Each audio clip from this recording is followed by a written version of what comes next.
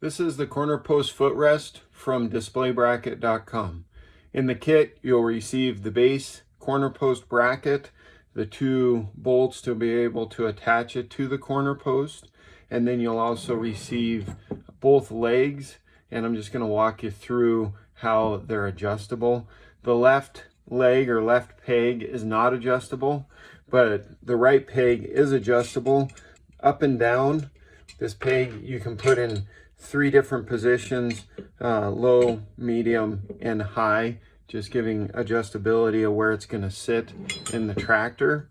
And then onto this peg, you can then attach these side pegs onto it. And they're adjustable also to whatever size operator you have.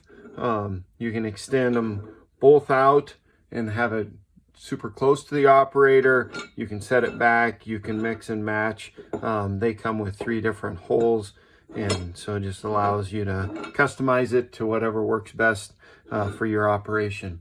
If you have any questions, please reach out to us or visit displaybracket.com.